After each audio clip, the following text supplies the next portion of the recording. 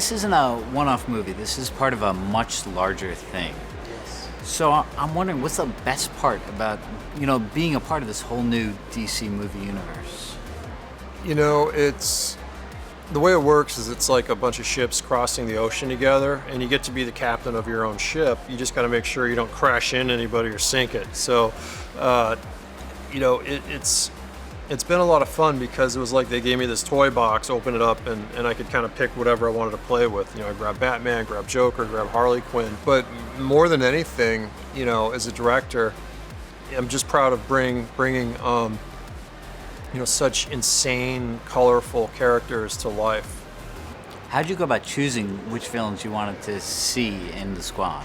Well, I kind of went back to the New 52, which is one of the latest iterations of the Suicide Squad, the New 52 series, and I kind of liked that lineup. You had Deadshot, you had Harley Quinn, you had Diablo in it, and started adding from there. I wanted, a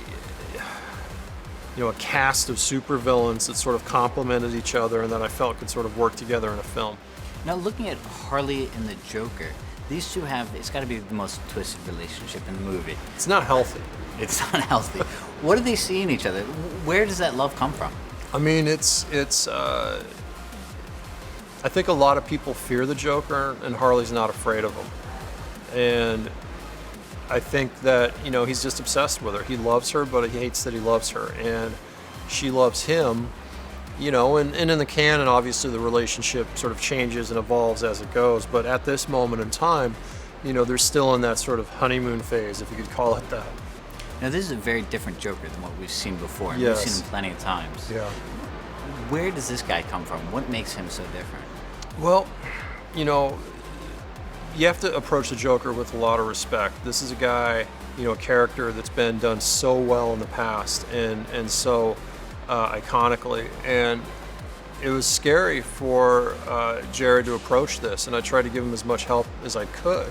But he's the guy who really had to go it alone and be up on that screen as the Joker. But I just went back to the original Joker comic, from 1941, and it's basically this insane gangster. So what would an insane gangster look like in 2016? And that's kind of what we have. But when you see the movie, on the screen is the Joker. Jared's playing the Joker. Now, given your druthers, where do you see the Joker going next? I don't know. Maybe a nice stint in Arkham, back in Arkham, might do him some good. Or maybe Vacation. Now, Batman, he's the guy that ties this all together. These villains have been busted by Batman, they've battled Batman. How is this Batman different than the other iterations of that character? Well, we just see him through their eyes. We see him through the eyes of the bad guys that he comes after. So, he's a little bit more menacing and a little bit scarier that way. What about these bad guys? Because Batman's more menacing, but you have to humanize the bad guys. How do you Exactly. find the way to walk that line?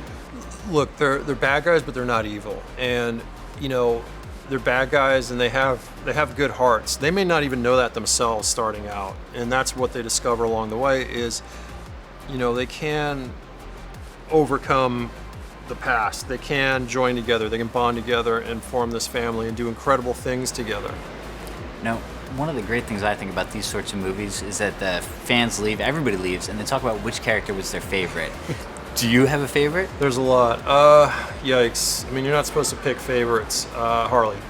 Harley? Why Harley? Just because she's so honest. She's so present and alive and says what she thinks, and she's fearless. She has no fear.